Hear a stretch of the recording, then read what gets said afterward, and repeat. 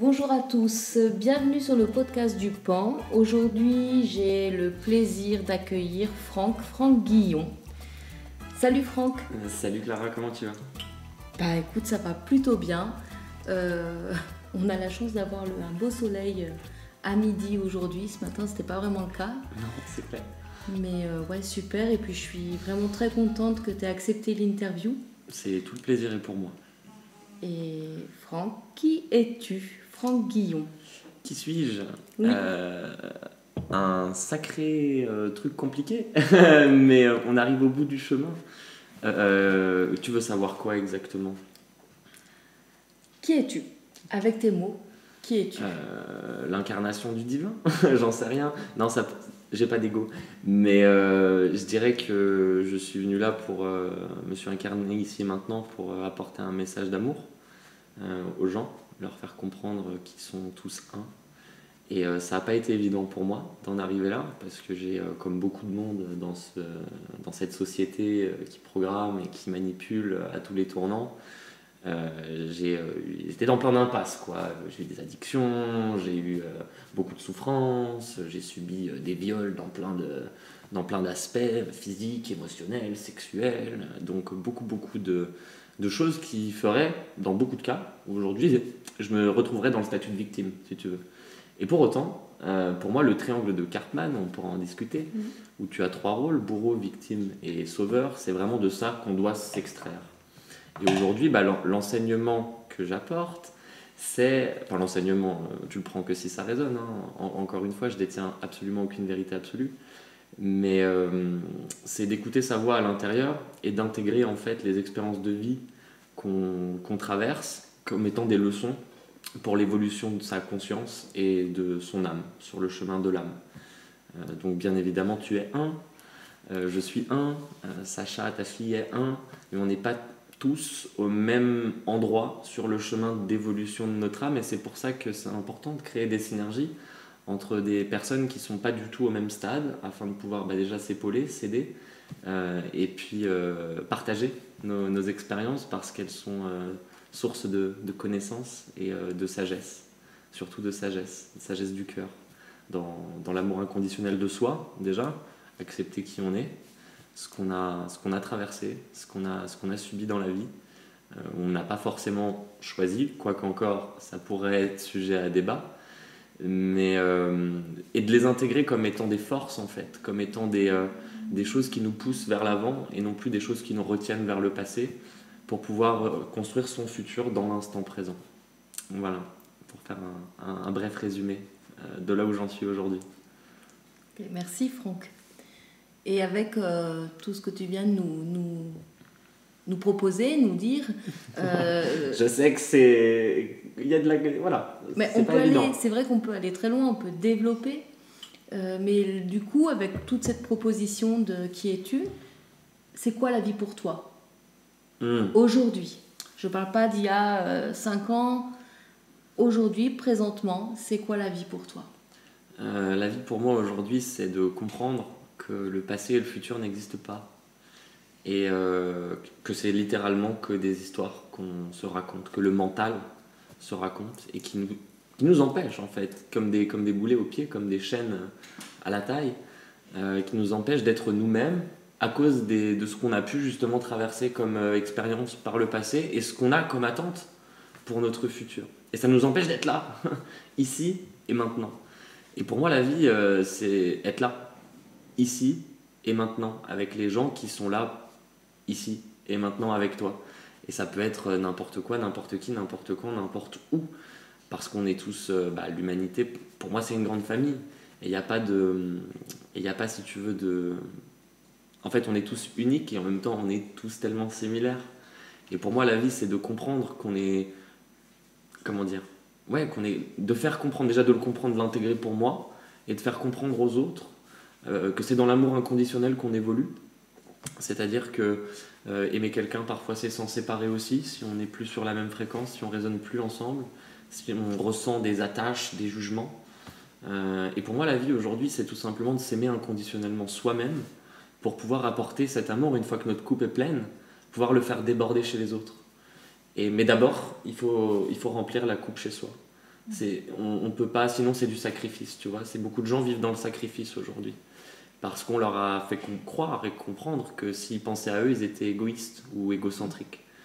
Et pourtant, on est vraiment là pour personne si on n'est pas déjà là pour nous à la base. Parce que la manière qu'on va avoir d'être là pour les autres ensuite, si on n'est pas là pour nous à la base, elle est en général délétère pour l'autre. Et on s'en rend pas compte. Parce qu'on a l'impression, et c'est là où tu rentres en fait dans le triangle de Karpman et dans le syndrome du sauveur. Tout le monde est une âme éternelle et tout le monde est là pour apprendre des choses. Et c'est complètement ok de se planter. Et c'est complètement ok de tomber. Et tout le monde se relève un jour. Et ceux qui ne se relèvent pas, c'est complètement ok de rester à terre aussi. Et c'est ça de ne pas être dans le jugement et d'être dans l'acceptation. Et ça permet de vivre heureux en fait. C'est la clé du bonheur. Je pense que j'apporte, je t'étire encore une fois, si ton bonheur c'est autre chose, fais autre chose. Mais je pense que trouver la paix à l'intérieur de son cœur, trouver le bonheur dans sa vie, ça commence déjà par s'aimer inconditionnellement soi-même, aimer tous ses défauts. Parce que la perfection n'existe pas. Et du coup, et là tout le paradoxe, vu que la perfection n'existe pas, tu es absolument parfait comme tu es. Et il n'y a rien à changer. Et on est toujours en train d'essayer, c'est un peu la nature de l'espèce humaine aussi, on est dans l'expansion.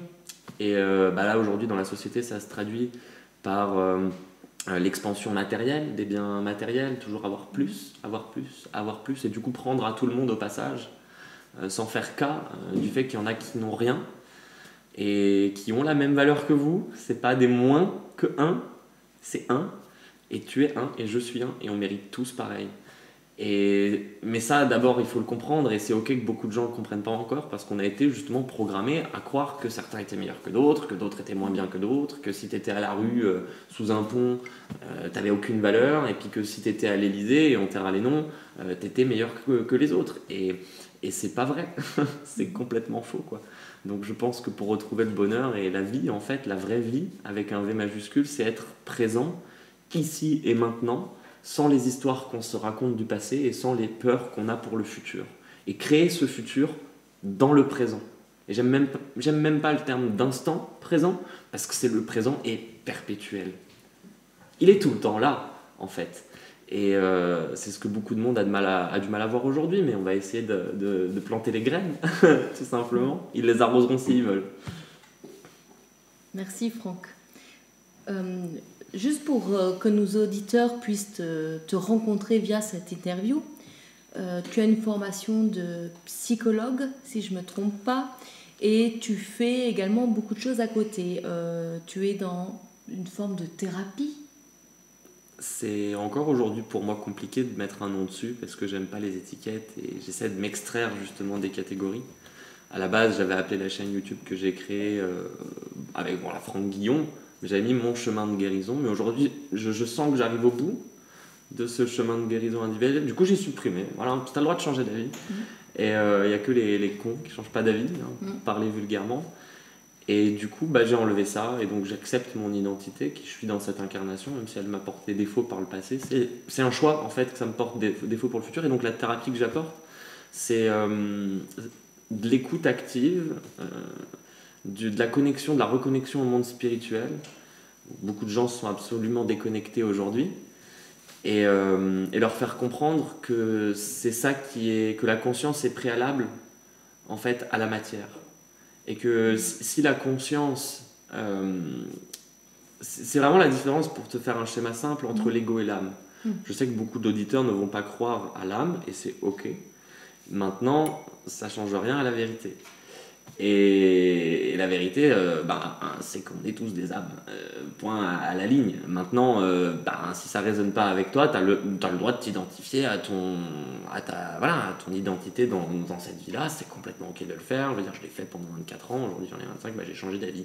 Mais peut-être que vous changerez d'avis par la suite. Et donc cette thérapie, si tu veux, c'est à la base j'ai une formation en psychologie, donc déjà ça prend de la psychothérapie, ça prend... tout ce qui est les caractéristiques de l'écoute active, en enlevant en fait l'idée de la psychologie cognitive moderne, de mettre les gens dans des cases et de cocher des symptômes. Parce que pour moi, il faut aller chercher le problème à la racine. Et le truc, c'est que la racine, elle n'est pas dans le corps matériel. La racine, elle est dans le corps énergétique et dans le corps de l'âme. dans les traumas qu'on a subis. Et parce que les maux physiques, ce sont si tu veux, des indicateurs à la base d'une maladie, mais maladie en langue des oiseaux, que moi j'aime bien le dire, c'est le mal a dit. Et ensuite on l'intègre, et on s'identifie avec le mal qu'on nous dit. Et c'est ce qui crée des mots, M-A-U-X. Les mots, M-O-T, créent des mots, M-A-U-X. Et du coup, mon optique, c'est vraiment d'aller chercher le mal à la racine. Parce que si on s'attarde, et je dis pas, si tu te casses une jambe, va me mettre un plâtre, ça peut être utile. Mais si tu as des problèmes chroniques type dépression, si tu as des problèmes chroniques type fibromyalgie, pour moi, toutes ces pathologies-là sont liées à des traumas émotionnels et des traumas subis et qu'on a mis dans ce que moi j'appelle la boîte à secrets. Le shadow self, la partie de soi qui reste dans l'ombre parce qu'elle fait trop souffrir quand elle remonte à la conscience, à la surface de la conscience. Et après, j'ai plein de modalités pour faire ressortir ça. C'est-à-dire que chaque personne résonne avec différents processus, voilà, certains c'est les cartes, ils aiment bien les cartes.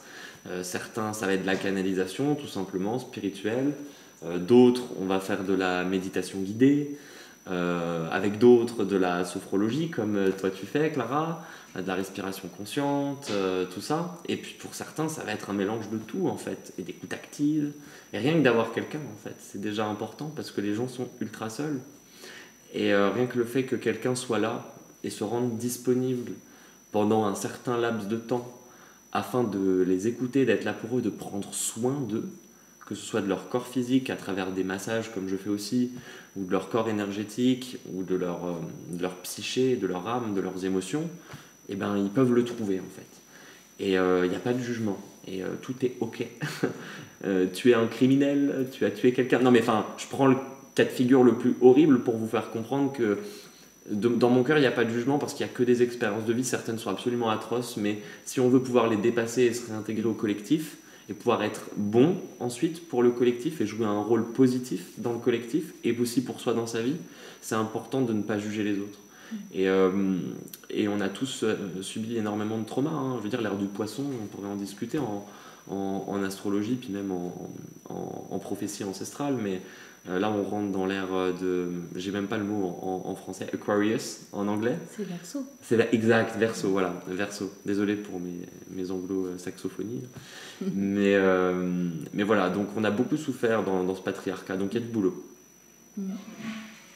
Et si tu pouvais partager à nos auditeurs, peut-être que toi tu as eu une phrase qui te suit dans ta vie ou des mots-clés.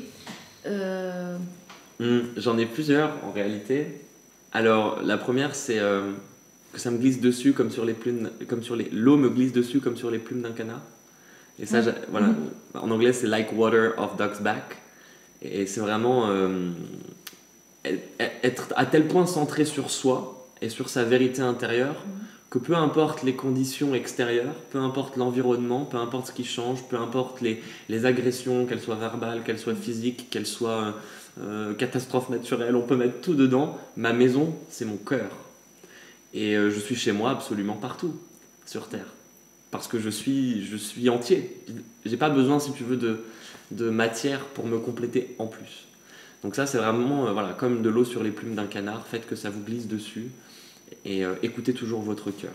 La deuxième, c'est j'apporte les clés. Mais c'est vous qui décidez si vous mettez la clé dans la serrure ensuite. Je plante la graine, mais c'est vous qui décidez si vous l'arrosez ensuite. C'est le libre arbitre en fait. Déjà rien que le fait de faire la démarche de venir vers moi, c'est un grand pas, donc félicitations, parce que je sais que ce que j'apporte comme idéologie, j'aime pas le terme, mais comme façon de voir le monde, c'est pas très répandu. Et donc déjà félicitations de franchir le pas, d'être ouvert, rien que d'être ouvert à l'idée que peut-être il existe autre chose. Déjà rien que ça, c'est vraiment magnifique. Donc félicitations à tous ceux qui font ce chemin-là, parce qu'on est une minorité, mais la minorité c'est elle qui change le monde. Donc voilà. Et c'est un peu les phrases que je me répète à longueur de journée. J'avoue que ces trois-là, je les aime bien. Merci Franck. Avec plaisir. Et pour finir l'interview, je vais te dire 7 mots. Et dès que je te dis ce mot-là, tu me dis ce qui résonne en toi, ce qui arrive, ok ? Vas-y. Blanc. Noir. Pierre. Roule. Hortensia. Beauté. Chat. Indépendance. Paris. Fumée. Pollution, on va dire pollution. Biscuit. Petit déjeuner. Bambou. Sagesse. Franck Lepant te remercie de nous avoir accordé cette interview. Tout le plaisir est pour moi, vraiment Clara. Merci beaucoup de m'avoir accueilli et à bientôt. À bientôt Franck. À bientôt.